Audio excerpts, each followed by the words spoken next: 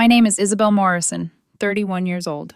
The conference room at Morrison Tech Solutions had that new money smell people in tech like to confuse with inevitability.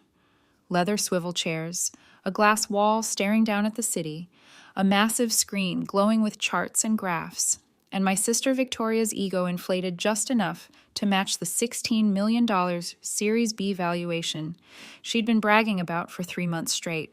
I sat in my usual spot, back corner, near the far wall, notepad open, pen ready, exactly where I'd positioned myself for the past 4 years of these quarterly board meetings, close enough to see everything, far enough back to be treated like ornamental furniture. "Before we begin," Victoria announced, standing at the head of the sleek table in a razor-sharp navy pantsuit that probably cost more than most people's monthly rent, "I want to address the elephant in the room."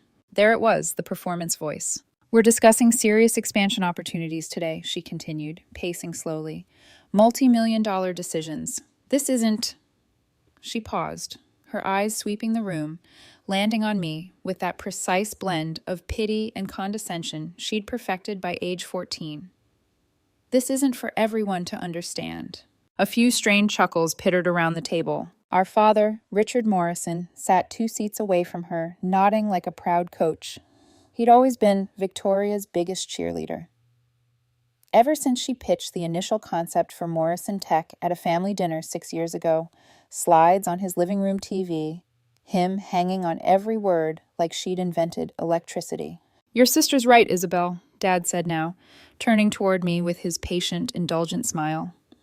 "These board meetings can get pretty technical. Maybe you'd be more comfortable waiting in the lobby. We can catch you up later." I gave him the same polite smile I'd worn at every family event since I was old enough to understand that second place in this family wasn't silver, it was invisible. "I'm fine here, Dad," I said calmly. "I'd like to observe." "Observe," Victoria repeated, laughing lightly. Several board members joined in. Most of them were men I'd personally vetted years ago through my firm before allowing them to participate in the round. Men who didn't realize the quiet Morrison in the back was the reason they'd even heard of this company. "That's sweet," Victoria said. "But seriously, we're about to discuss our Series C funding round. We're talking valuations in excess of $200 million. The financial complexity alone—" "I understand," I murmured, opening my notepad. "Please continue." My brother-in-law Derek, who'd married Victoria 3 years ago and immediately installed himself as COO, despite having exactly 0 operational experience, leaned forward with the earnestness of a man whose confidence had never been properly audited. "Isabel, no offense," he said, which meant offense was coming, "but do you even know what a Series C funding round is?" "I have a general idea," I replied. "A general idea," he repeated, looking around the room. "This is exactly what we were worried about." He turned to Victoria. "Maybe we should implement that board observer policy we discussed. Limit attendance to people who actually contribute financially." The words hung in the air like the smell of ozone before a storm. My phone vibrated in my pocket. Once, twice, 3 times. I ignored it. Victoria tapped her pen against the table, considering. "Derek has a point," she said. "Isabel, I love you. You know I do. You're my sister. But let's be honest about your financial situation. Here we go. You work at that little nonprofit," she continued. "You live in that modest apartment in the suburbs. You drive a 7-year-old Honda. There's no shame in that. Truly. But this," she swept her hand around the glass box, "this is a different world. A world that requires serious capital, serious understanding, serious commitment." "I'm committed," I said quietly. "Committed how?" Dad asked, not unkindly. "Sweetheart, you make what? $45,000 a year at that charity? Victoria's company is valued at $16 million and about to enter negotiations that could push it past $200 million. These are numbers you can't even conceptualize." The other board members had gone quiet now, watching the Morrison family dynamic unfold with the fascinated discomfort of people who know they're witnessing something ugly but can't quite look away. "I conceptualize them fine," I said. "Really?" Victoria folded her arms. "Pop quiz then. What's our current burn rate?" $860,000 per month, I answered smoothly, down from $1.2 million last quarter after you optimize cloud infrastructure costs. Her eyebrows lifted a hair. "Lucky guess," Derek muttered.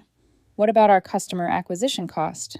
$142 per enterprise client, I replied, which gives you a customer lifetime value ratio of roughly 8 to 1. above industry standard. Silence. How do you know that? Derek demanded. I read the quarterly reports, I said. They're in the shared drive. The shared drive that's password protected, Victoria said slowly. I'm an observer at board meetings, I pointed out. I assumed I'd have access to basic financial documents. Dad cleared his throat, trying to steer things back to their familiar hierarchy. Isabel, the point remains, he said. You're here as a courtesies because you're family, but Victoria is right. We're discussing matters that require actual investment capability. The Series C round needs anchor investors who can commit tens of millions. That's not your world. I tilted my head, genuinely curious. What is my world, Dad? He smiled the way people do when they think they're being generous. You help people. You work with homeless shelters and food banks. It's admirable, really. But it's not this. Victoria built this company from nothing. She secured the funding, brought in the talent, created the technology. She's going to be a 100-millionaire before she's 40. You're doing important work in your own way. The lesser Morrison sibling, the helper, the one whose sacrifice made for nice small talk while the real achievements were discussed. I understand, I said. I closed my notepad gently. So this Series C round, I continued. How much are you looking to raise? Victoria sighed. 80 to 100 million. We have preliminary interest from Sequoia and Andreessen Horowitz, and we're in talks with 3 other top-tier VCs. The lead will likely need to commit 30 to 40 million minimum. Does that satisfy your curiosity? It does, I said. And you're confident you'll close the round? Absolutely, Victoria said, confidence unshakable. We have a revolutionary product, a proven model, 340% year-over-year revenue growth. Every VC in Silicon Valley is trying to get into this round. We're oversubscribed before we've even opened officially. That's impressive, I said, and meant it. Dad beamed. Your sister has a gift, always has. Some people are born entrepreneurs, born leaders. Others are born helpers. Both are important, but they're not the same thing. The sting landed, familiar and dull. Can I ask one more question before you start the formal meeting? I asked. Make it quick, Victoria said, glancing at her Cartier tank watch. Dad had given it to her when the company hit its first million. The funding that got you started, I said. The seed money and the Series A. The 12 million that let you hire your first 20 employees. Where did that come from? Victoria frowned. That's public record, Isabel. It was a consortium of angels and early-stage VCs. Why?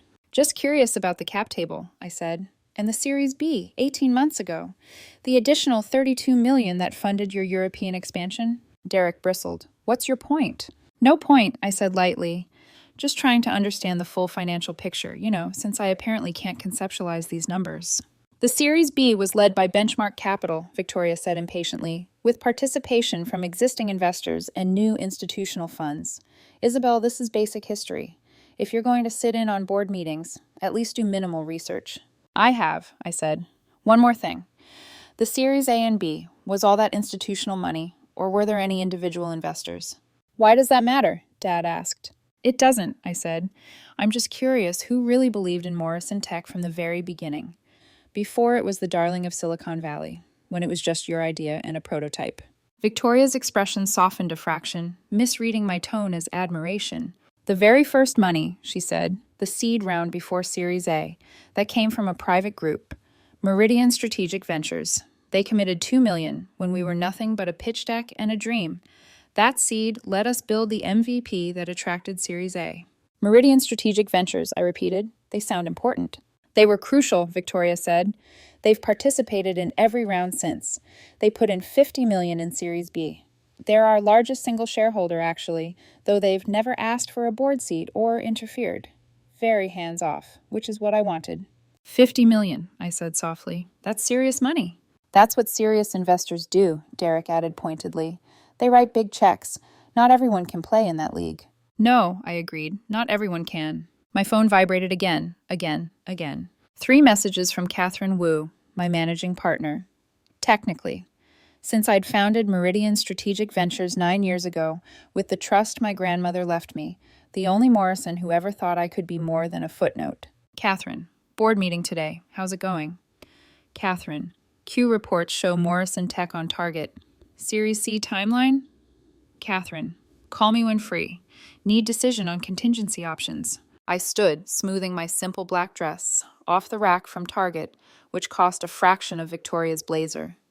No one in this room could tell the difference. Where are you going? Victoria asked. We're about to start.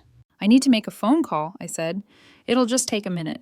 Isabel, we're starting, Dad protested. I understand, I said. This won't take long. I walked out, their expressions, annoyed, dismissive, following me through the glass. The 20th floor lobby gleamed, all chrome and confidence. I stepped into a quiet corner by the window, the city spread out below like a circuit board. I opened Catherine's messages, typed back. Meeting going exactly as expected. Need to execute option 7 from the contingency folder. Her reply came in seconds. Option 7? Are you sure? That's the nuclear option. I'm sure, I wrote. Initiate full withdrawal protocols. I want everything liquidated by end of business today. A pause, then. Isabel, that's $94 across all rounds. This will collapse their Series C. Are you absolutely certain? I looked through the glass at the conference room. Victoria in her power stance. Dad nodding proudly. Derek perched like a crown he hadn't earned. None of them knew the quiet sister in the back row was the reason the company existed. Absolutely certain, I replied. Full withdrawal. Sell all equity positions. Notify their CFO and board, per the agreement. And Catherine, make sure the notice clearly identifies Meridian Strategic Ventures as my personal investment vehicle. No more anonymity. Understood, she wrote. Executing now. This is going to be spectacular. That's the idea. I slipped my phone back into my pocket, straightened my shoulders, and walked toward the conference room. Back to my seat in the corner. Back to the show. This time, though, the script was about to change. I slipped back into the conference room as quietly as I'd left it. The air still buzzed with the electric confidence Victoria had curated all morning. Her back was straight, her voice warmed with certainty. She lived for these moments, the ones where she felt untouchable.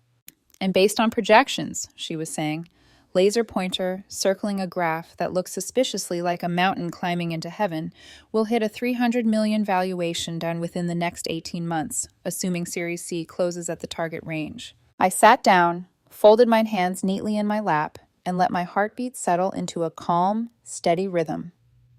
Option 7 was already moving through the veins of the financial system like a silent detonation. Victoria clicked to the next slide. Now, the market opportunity. Buzz. My phone vibrated, then stopped. Buzz, buzz. It vibrated again, then again, a rhythmic tremor. Only this time, I wasn't the only one. Around the table, board members began pulling out their phones. Brows furrowed, expressions shifted. Curiosity, confusion, then something that looked a lot like alarm. Dad frowned at his own screen. Derek's face drained a shade paler than usual. Victoria paused mid-sentence, irritation flashing across her features. Maya, sorry, Isabel, if you need to step out again. No, I said softly, silencing my phone without looking at it. I'm good. But the CFO, Martin Chin, a quiet, meticulous man with the kind of brain you want overseeing millions, was no longer good. His phone lit up, then rang, loudly. He excused himself, practically bolting from his chair. Everyone watched him through the glass wall as he answered. His face shifted in real time.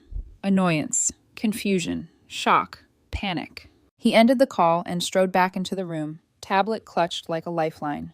Victoria, he said, voice tight, we need to talk. We're in the middle of... now. Something in his tone cut the room in half. Victoria set down her clicker. Dad stood up so fast his chair skidded backward. Everyone followed Martin into the hallway with their eyes. He showed her something on his tablet. Her face went blank, then rigid, then horrified. Dad leaned in, his jaw clenched. Derek stepped closer, eyes widening. I sat still, breathing slow. Moments later, they all filed back into the room. Victoria first, pale, but trying to hold on to authority with white-knuckled fists. There's been some kind of error with our cap table, she said, voice cracking slightly. Our largest investor, Meridian Strategic Ventures, has just submitted notice that they're executing an immediate withdrawal of all invested capital. The room erupted. They can't do that. That's impossible. Is this legal? Why would they? It is legal, Martin said grimly, raising his hands for quiet. Every funding round, seed, Series A, Series B, was structured through convertible notes with full withdrawal provisions. We agreed to them in exchange for favorable valuation terms. How much? Someone demanded. Martin took a steadying breath. $94 million.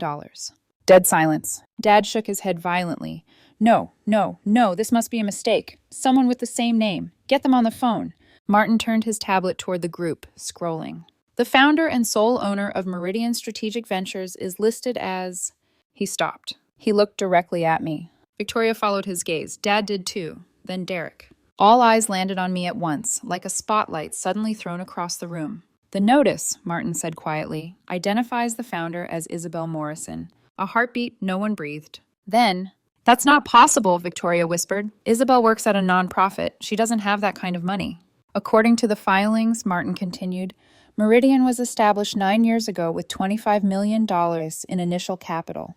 It has since grown to a portfolio of approximately $380 million.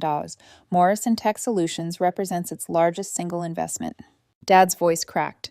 "Sweetheart, tell them this is a mistake." I folded my hands neatly on the table. "It's not a mistake, Dad." Victoria stared at me like I'd just sprouted wings and flown through the ceiling. "What?" she breathed. "I founded Meridian," I said calmly, 9 years ago, with the inheritance Grandma Morrison left me, the trust none of you knew about, the one she structured specifically for me. Derek's jaw literally dropped. You're Meridian?" "As its founder, yes," I said. "As its sole decision-maker, yes. As the person who funded your seed round, also, yes." That can't be," Victoria sputtered. 6 years ago," I continued, "you came to me, asking if I knew investors who might be interested in your prototype. I reviewed your pitch deck, ran the numbers, and believed the idea had potential, so I invested $2 million through Meridian." She started. "You never knew," I finished, "because you would have rejected it out of pride." Martin cleared his throat. "The Series A, you led that too?" $12 million, I confirmed, "and I recruited nearly every other investor on your cap table. Same with Series B. I put in $50 million and brought Benchmark to the table." Board members turned slowly toward Victoria and Derek, like an audience realizing the magician had been tricking them with the wrong hand. "You had withdrawal rights this whole time," one whispered. "Yes," I said, "because I always planned to intervene if necessary." Victoria's composure finally cracked. "If you believed in me so much, why stay silent? Why let us think you were the—" Failure hung in the air. "Because," I said softly, "I needed to know if you could succeed without thinking it was charity. I wanted to know who you were when you believed I was powerless." Dad swallowed hard. Derek looked nauseous. Victoria opened her mouth, but no sound came out. I exhaled quietly. "And now," I said, pulling my phone from my pocket, "you know exactly who I am, and who I've been all along." My lock screen lit up with alerts. Catherine Wu. All equity positions sold. Funds transferred. Meridian exit complete. Catherine Wu. Turnaround consortium confirmed. Expect board restructuring. Catherine Wu. Tech blogs already picking up the story. I set the phone face down on the table. "And now," I added calmly, "you also know what I've chosen to do." The room didn't just fall silent, it hollowed out. Board members sat motionless, their expressions contorting between confusion and dread. Victoria stood frozen at the head of the table, fingers pressed into the wood as if steadying herself against gravity. Dad looked 10 years older in 10 seconds. Derek blinked at me like I'd materialized out of thin air. Finally, Victoria found her voice. It came out hoarse, brittle. What have you done?" I rested my hands calmly on the table. I executed my rights as an investor. Dad's voice cracked. "Isabel, sweetheart, this doesn't make sense. Why would you walk away from your own investment? The valuation." "Valuation means nothing," I said quietly, "when the people running the company don't value you." A heavy breath, a shift in the air. Someone swallowed loudly. Martin, the CFO, raised his tablet again. The withdrawal triggered immediate alerts to our investors. Sequoia, Andreessen Horowitz, both just pulled out. A chorus of phones vibrated, buzzing, ringing, non-stop. Another board member read an email, face straining. "The European funds are backing out too." A younger investor cursed under his breath. "This is a nightmare." "It's not a nightmare," I said softly. "It's clarity." Dad stepped toward me. "You don't understand the damage this causes. Morrison Tech will survive," I said. "You have 18 months of runway if you manage your burn correctly. But Victoria built this company thinking she was standing on Silicon Valley admiration alone. In truth, she was standing on my money." Victoria's face crumpled in disbelief. "I didn't need your help." "You asked for it," I said. "You came to me the day after you built your first prototype." "That's not—" "Dad told you not to tell anyone in the family," I continued. "He didn't want you to owe me anything. He wanted his golden child to shine on her own." I paused. "So I made sure you did." Victoria flinched. Dad's lips parted in shock. I went on, my voice calm, almost gentle. Every major investor in your company came in because I vouched for you, because I wrote the checks first. You weren't an overnight success, Victoria. You were a well-funded one. One of the board members, a woman with steel gray hair, looked at me with something like awe. You've been the majority funder this entire time, she murmured. Why hide it? Because I wanted to see how they'd treat me when they thought I had nothing to offer, I said. Every Morrison looked at me. Victoria, Dad, Derek, seeing not the nonprofit worker they had pitied, but the architect of their rise, and now their fall. Derek's voice cracked with forced calm. Okay, fine. You're Meridian. You funded everything. You're brilliant. You shocked us. Congratulations. But what do you want? I looked at him, really looked, and saw the smugness drained from his face, replaced by something like fear. I don't want anything from Morrison Tech, I said. Not a board seat, not a thank you, not a role, not recognition. I want nothing. He blinked. Nothing? Nothing, I repeated. I'm done. Victoria's voice trembled. Isabel, please. If this is about respect. This is about consequences, I said softly. People show their true character when they believe you are powerless.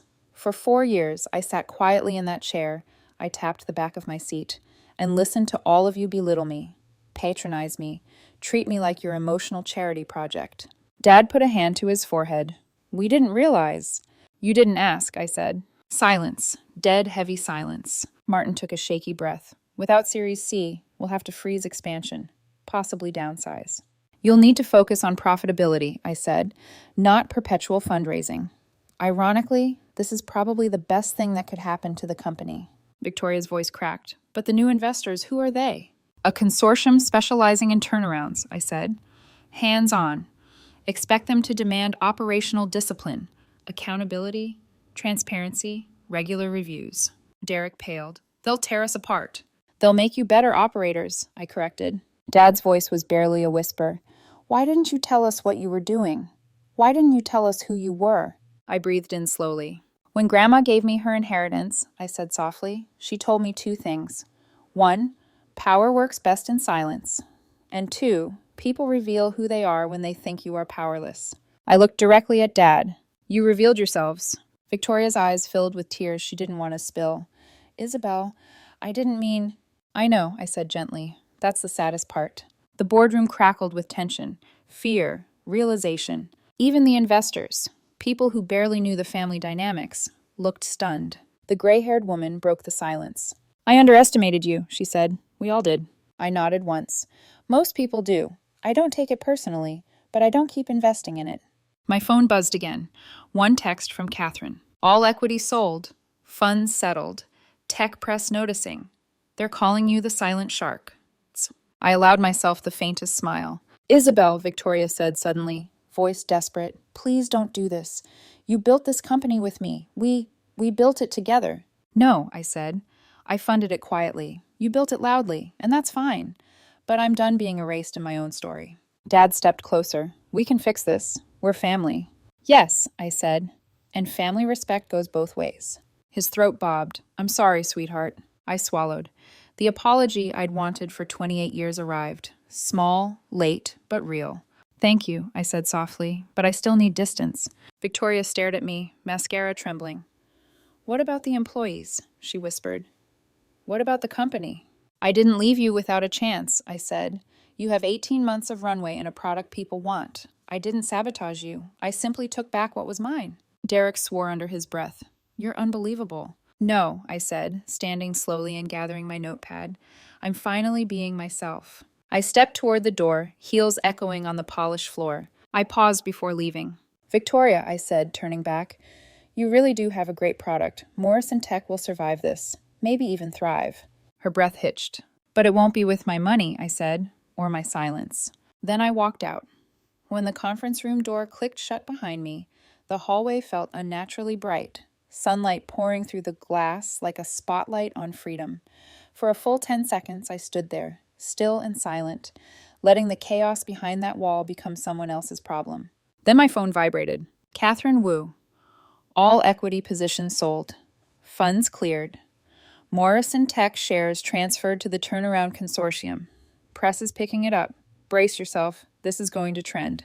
I exhaled. Not relief, not triumph, something quieter, something like completion. I walked toward the elevators, passing polished glass and brushed steel that reflected my face back at me. Calm, composed, unshaken. Behind me, through the paneled glass walls, voices rose. Derek shouting. Dad pacing. Victoria sobbing as she scrolled through notifications on her phone. I kept walking. The elevator chimed open. I stepped inside. As the doors slid shut, I heard Victoria's voice faintly.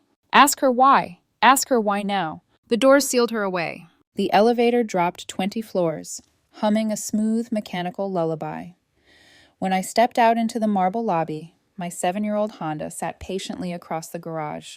Could I have bought a Tesla, a Porsche, a fleet? Of course. But a quiet life was always my rebellion against the Morrison showmanship, and quiet no longer felt like hiding. It felt like power. My phone buzzed again. Catherine, you're officially the talk of the valley. Tech Insider already published. The silent shark who pulled 94 Nemad overnight. Then another message. Also, the consortium wants to meet you. They're impressed. They're asking if you'd be open to co-investing on future deals. I smiled. That consortium didn't know I'd built half the companies in their own portfolios. Me. Tell them I'm taking a vacation. Somewhere quiet. Somewhere where no one asks about Series C rounds. Catherine, you earned it. Call me when you're back. I got into my Honda, turned the key, and let the engine rumble to life. The air felt cleaner out here, less electric, more breathable. As I drove out of the parking garage, sunlight flooded the windshield. A warmth I hadn't felt in years settled into my bones. My phone buzzed again, a text from Victoria. Victoria, we need to talk, please. I stared at it for a moment, then typed, We just did. Good luck with everything. Before I could slip the phone back into my bag, another message appeared, this one from Dad. Dad, Isabel, I'm so sorry. I never realized. Can we have dinner this week? I want to understand. For the first time all day, something stung, not sharp like betrayal, but soft like regret. I typed slowly. Maybe in a few months. I need some distance. But Dad, you raised a daughter who built a successful company and a daughter who built a successful investment firm. You should be proud of both of us. His reply came almost instantly. Dad, I am. I always was. I just didn't show it the right way. I took a long breath. A small ache, the kind that comes from something loosening, not breaking, moved through my chest. Me. You didn't, but it's not too late to start. As I merged onto the freeway, I passed the gleaming building of Morrison Tech disappearing in my rearview mirror. Tomorrow the business blogs would light up. Analysts would guess, gossip, and dissect my motives. Was it personal? Was it strategic? Was this a tantrum or a masterstroke? Let them wonder. Serious investors don't explain themselves. They don't beg to be understood. They don't correct people's assumptions about their worth. They act, quietly, precisely, and let the results speak louder than the room that once underestimated them. The sun was setting ahead, warm orange bleeding into soft gold. I turned up the radio, rolled the window down, and let the wind rush through the car. I wasn't angry, I wasn't vengeful, I wasn't vindictive. I was free, and already thinking about my next investment. Because that's what real power does. It moves forward, without noise, without permission, without apology.